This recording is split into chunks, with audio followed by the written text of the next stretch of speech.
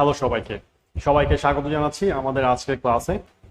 আমরা ইতিমধ্যে চ্যাপ্টার 5 এর একটা প্রোগ্রাম নিয়ে আলোচনা করেছিলাম, যেটার নাম ছিল দুটি সংখ্যার যোগফল নির্ণয়ের জন্য একটি প্রোগ্রাম। তো এরপরে ধারাবাহিকতা অনুসারে লেকচার 5 এর পরে লেকচার 6 আজকে আমরা কিভাবে তিনটি সংখ্যার গড় নির্ণয়ের জন্য প্রোগ্রাম লিখতে হয় এবং সেটা কিভাবে কাজ করে সেটার জন্য একটি প্রোগ্রাম লিখব।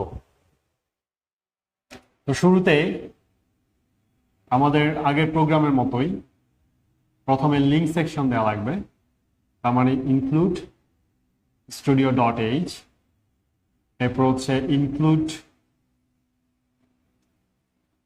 conio.h, হচ্ছে void main,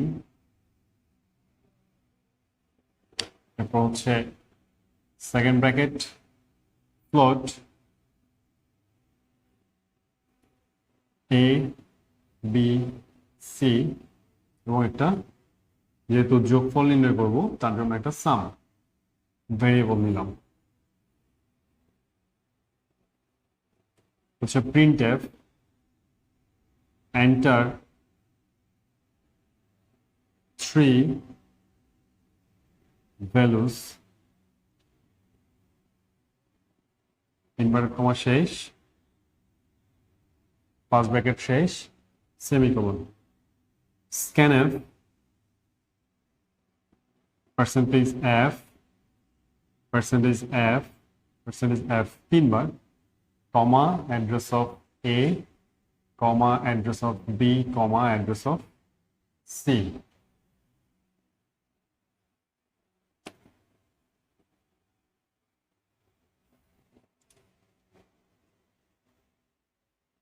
avg equal a plus b plus c divided by 3. So printf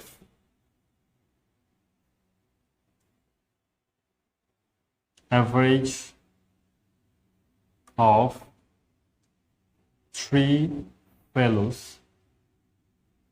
equal percentage f inverted comma শেষ avg, তারপর হচ্ছে গেটস ফার্স্ট ব্র্যাকেট শুরু শেষ, দেন সেকেন্ড ব্র্যাকেট শেষ। এই হচ্ছে আমাদের তিনটি সংখ্যার গড় নির্ণয়ের জন্য একটি প্রোগ্রাম। তো এই প্রোগ্রামের মধ্যে আমরা যদি ডেসক্রাইব করি এই প্রোগ্রামটার মধ্যে আমরা যা যা করছি তার মধ্যে প্রথম যে অংশটা সেটাকে বলা হচ্ছে লিঙ্ক সেকশন, আর ভয়েড মেইনের পরে সেকেন্ড ব্র্যাকেট শুরু থেকে শেষ পর্যন্ত যে অংশটা সেটাকে বলা হচ্ছে মেইন প্রোগ্রাম সেকশন। তো আমাদের এই প্রোগ্রামটা আমরা দুটো সেকশনে ভাগ করতে পারি। যেহেতু প্রথমে আছে লিঙ্ক সেকশন, আমরা জানি যে লিঙ্ক সেকশনে কাজ হচ্ছে এই যে হেডার ফাইলগুলো আছে studio.h এবং conio.h, এই হেডার ফাইলগুলোকে সে আমাদের প্রোগ্রামের সাথে লিঙ্ক করার জন্যই এই লিঙ্ক সেকশনটা কাজ করে। এখন এই হেডার ফাইল studio.h এর আন্ডারে কাজ করে আমরা জানি printf এবং scanf। তাহলে printf scanf ফাংশনগুলো আমরা ব্যবহার করছি, সেই কারণে এখানে হেডার ফাইল ব্যবহার করছি। আর conio.h এর আন্ডারে কাজ করে গেটস, যেহেতু আমরা প্রোগ্রামে গেটস ফাংশনটা ব্যবহার করছি সেই কারণে conio.h যে হেডার ফাইলটা আছে সেটা ব্যবহার করছি। তো এরপরে হচ্ছে void main ফাংশন সেকশন, যেখানে আমাদের প্রোগ্রামটা করব। সেখানে প্রথমেই আমরা যে ভেরিয়েবলটা নিয়েছি সেটা হচ্ছে যে ভেরিয়েবল গুলো নিয়েছি সেগুলোকে নিয়েছি ফ্লোট ডাটা টাইপের।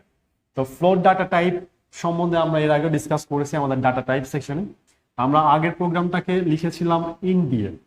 তো আমি একটু করে বলি, ইন্ট মানে হচ্ছে ইন্টিজার, মানে যদি প্রোগ্রামে পূর্ণ সংখ্যার মান নিয়ে কাজ করা হয় তখন সেক্ষেত্রে আমরা ডাটা টাইপ ব্যবহার করি ইন্ট, আর যদি সেখানে দশমিকের সংখ্যা বা ভগ্নাংশের মান নিয়ে কাজ করা হয় তখন সেক্ষেত্রে ব্যবহার করা হয় float.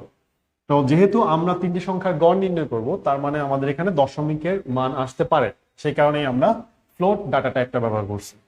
R A B C এবং এভারেজ যে সবগুলো ভেরিয়েবলই আমরা ফ্লোটের আন্ডারে ডিক্লেয়ার করছি, দ্যাট মিনস আমি যে তিনটি সংখ্যার মান নিব সেগুলো চাইলে ভগ্নাংশ মান দিতে পারে। তো প্রথমে আসতেছে printf। তো আমরা যদি এই প্রোগ্রামটাকে রান করি তাহলে কি আসবে?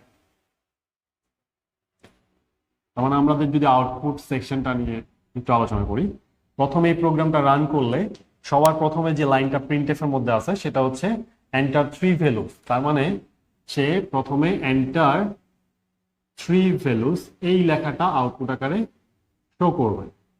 এন্টার 3 ভ্যালুস এখানে এসে যেহেতু এর পরবর্তীতে স্ক্যানএফ আছে, তার মানে সে অপেক্ষা করবে আমাদের ইনপুট দেওয়ার জন্য। তো প্রথমে আমাদের পার্সেন্টেজ এফ 3 বার আছে, এখানে অবশ্যই স্পেস হবে। 3 বার আছে, 3বার 3টা হচ্ছে 3টা ভেরিয়েবলের মান।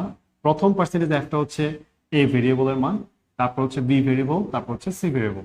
এই 3টা এফ যে জায়গায় আছে সেখানে মূলত এই 3টা ভেরিয়েবলের মানকে সে নিবে।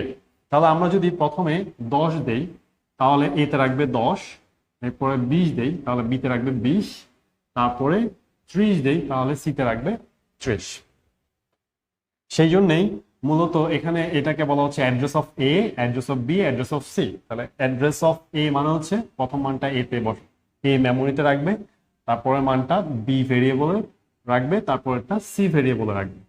এখন যেহেতু সে কম্পিউটার 3টা ভেরিয়েবলের মান পেয়ে গেছে, তার মানে এখানে এসে দেখতেছে এ প্লাস বি প্লাস সি 3টা ভেরিয়েবল যোগ করা হয়েছে। যোগ করার পর সেটাকে 3 দ্বারা ভাগ করা হয়েছে। তাহলে কম্পিউটার নিজের মেমোরিতেই সে 3টা ভেরিয়েবলের মান যা যা পাবে সেগুলোকে সে যোগ করবে, যোগ করার পরে 3 দ্বারা ভাগ করবে। তো ভাগ করলেই আমরা মূলত আমাদের গড় মানটা পাবো। তার মানে সেটাকে হয়ে যাচ্ছে অ্যাভারেজের ভ্যালু। তাহলে এখানে যে ক্যালকুলেশনটা হবে সেটা মূলত হবে অ্যাভারেজের ভ্যালু। এরপর আসতেছে প্রিন্টএফ, তার মানে অ্যাভারেজ অফ 3 ভ্যালুস। যেহেতু এটা প্রিন্টএফ এর মধ্যে আছে, তার মানে সেটাকে আবার সে আউটপুট আকারে শো করবে, অ্যাভারেজ অফ 3 ভ্যালুস। এখানে যা আসবে প্রিন্টএফ এর ভিতর সে আউটপুট আকারে তাই শো করবে। এখানে আছে পার্সেন্টেজ এফ, কার মান? অ্যাভারেজের মান। তার মানে মূলত সে এখানে অ্যাভারেজের যে মানটা পাইছে, তো 3টাকে গড় করার পরে পাবে 20। তাহলে 20কে সে আউটপুট আকারে শো করবে। তো এই হচ্ছে মূলত 3টা সংখ্যার গড় নির্ণয়ের জন্য প্রোগ্রাম। এখন এখানে একটা বিষয় আমরা খেয়াল করবা তোমরা, যে পার্সেন্টেজ এফ ব্যবহার করছি। তো আমরা যেখানে পূর্ববর্তী প্রোগ্রামের মধ্যে ইন্টিজার ডাটা টাইপ যখন ব্যবহার করছি সেখানে মূলত পার্সেন্টেজ ডি ব্যবহার করতাম। তো এখানে দৃশ্যমান বিষয় হচ্ছে ফ্লোট লিখলে সেখানে আর ডি লেখা যাবে না বা ডি ব্যবহার করা যাবে না, সেখানে লিখতে হবে পার্সেন্টেজ এফ। তাহলে দেখো এখানে আমি 3বার পার্সেন্টেজ এফ ব্যবহার করছি, এখানে যখন অ্যাভারেজের ভ্যালুটা আসে সেখানেও কিন্তু পার্সেন্টেজ এফ ব্যবহার করছে। এটা খুবই খেয়াল রাখবা।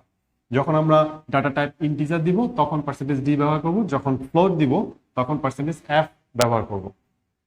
আর এই ক্ষেত্রে এই পার্সেন্টেজ এফ এর জায়গায় অনেক সময় দেখা গেছে পার্সেন্টেজ পয়েন্ট টু এফ এই ধরনের কিছু জিনিস দেখা যায়, বা পার্সেন্টেজ পয়েন্ট থ্রি এফ এই ধরনের লেখাগুলো দেখা যায়। তো এই লেখাগুলো দেখলেও ভয় পাওয়ার কিছু নাই, এগুলো মূলত দশমিকের পরে কয় ঘর সেটাকে তুমি শো করতে পারবা। তার মানে বোঝাচ্ছে এখানে percentage point two F, that means দশমিকের পর 2 ঘর, তার মানে 2 দশমিক স্থান পর্যন্ত সে ভ্যালুটাকে শো করবে। আর পার্সেন্টেজ পয়েন্ট থ্রি এফ মানে হচ্ছে দশমিকের পর সে 3 দশমিক স্থান পর্যন্ত মানগুলোকে সে দেখাবে। আর যদি শুধুমাত্র পার্সেন্টেজ এফ দেওয়া হয় তাহলে বাই ডিফল্ট এই যে রেজাল্ট আমরা 20 লিখছি, সে অ্যাকচুয়ালি 20 পর 6টা শূন্য মানে 6 দশমিক স্থান পর্যন্ত সে আউটপুটটাকে শো করবে। ঠিক আছে, এটাই হচ্ছে পার্সেন্টেজ এফ, এটার ডিফারেন্স। আর ইন্টিজার লিখলে পার্সেন্টেজ ডি লিখতে হইতো। তো এটাই হচ্ছে এই যে এখানে যে প্রোগ্রামটা দেখাইলাম, তো এটাই হচ্ছে মূলত ফ্লোট এবং ইন্টিজারের মধ্যে পার্থক্য। এই প্রোগ্রামের মধ্যে যে চেঞ্জগুলো আসবে সেই চেঞ্জগুলো দেখানোর কারণে, দেখানোর জন্যই বা দেখানোর উদ্দেশ্যে মূলত আমি এই প্রোগ্রামটা দেখালাম বা এতগুলো কথা বললাম তোমাদেরকে। আরেকটা পয়েন্ট যেটা আমাদের লেকচার 5 এর সাথে আজকের ডিফারেন্স, সেটা হচ্ছে আমরা লেকচার 5 এ যে ফার্স্ট প্রোগ্রামটা করছিলাম যে দুটি সংখ্যার যোগফল নির্ণয়ের জন্য যোগফল নির্ণয়ের প্রোগ্রাম, তো সেখানে দেখবা আমরা প্রথম ভ্যালু নেওয়ার জন্য লিখেছিলাম প্রিন্টএফ, প্রথম একটা প্রিন্টএফ ইউজ করছিলাম, সেখানে লিখলাম enter the first value, then scanf দিয়ে ফার্স্ট ভ্যালুটা নিয়েছিলাম, এরপর সেকেন্ড প্রিন্টএফ দিয়েছিলাম, সেকেন্ড প্রিন্টএফ দিয়ে লিখলাম enter the second value, then scanf দিয়ে আরেকটা মান আমরা ইনপুট আকারে নিয়েছিলাম। তার মানে 4 লাইন করে 2টা মান নিয়েছিলাম। কিন্তু এখানে দেখো প্রিন্টএফ দিয়ে একভাবে লিখছি যে এন্টার দ্য 3 ভ্যালুস, তার মানে স্ক্যানএফ দিয়ে আবার 3টা ভ্যালুকে একটা টাইম নিয়ে ফেলছি, মানে একটা স্ক্যানএফ দিয়েই তুমি 3টা ভ্যালু নিয়ে ফেলতে পারো চাইলে। তো এইটাও আর একটা ডিফারেন্স প্রথম প্রোগ্রাম বা লেকচার 5 এর সাথে, যেখানে আমরা 2টা সংখ্যার যোগফল নির্ণয় করেছিলাম। তো এই যে ডিফারেন্স গুলো দেখালাম, এগুলোর প্রতি খুব বেশি সতর্ক থাকবা, কারণ এগুলো খুব ছোট ছোট ভুল যেগুলো তোমরা প্রায়ই করো, যে ফ্লোট এবং ইন্টিজার ডাটা টাইপ দেওয়ার সাথে সাথে এখানে যে চেঞ্জেসগুলো আসবে সেই চেঞ্জগুলো মাথায় রাখতে হবে। এবং এই যে প্রিন্টএফ এবং স্ক্যানএফ যে একই সাথে একাধিক মান নিতে পারে, সেটাও এখানে আমি শো করলাম। তো এই ব্যাপারগুলো নিয়ে সবসময় মাথায় রাখবা, যাতে প্রোগ্রামে ছোটখাটো ভুলগুলো না হয়। আর তোমরা জানো, আমরা ইতিমধ্যে বলেছি যে প্রোগ্রামিং সি এটা খুবই সেন্সিটিভ একটা প্রোগ্রামিং ল্যাঙ্গুয়েজ। সো তুমি এর মধ্যে কোনো ধরনের ভুল বা খুব সামান্য একটা ভুল কিন্তু অনেক বড় ধরনের ভুল, ঠিক আছে? সাপোজ যেমন আমরা ব্র্যাকেট দিয়েছি, তুমি যদি এখানে ফার্স্ট ব্র্যাকেটের জায়গায় ব্র্যাকেট না দাও, তাহলে কিন্তু সেই প্রোগ্রামটা রান করবে না, প্রোগ্রামে এরর আসবে। সো এই বিষয়গুলো খুব কেয়ারফুলি খেয়াল করবা, ঠিক আছে? সো আজকে প্রোগ্রাম এতটুকুই। আমরা নেক্সট দিন আরেকটা প্রোগ্রাম নিয়ে আলোচনা করব। ধন্যবাদ সবাইকে।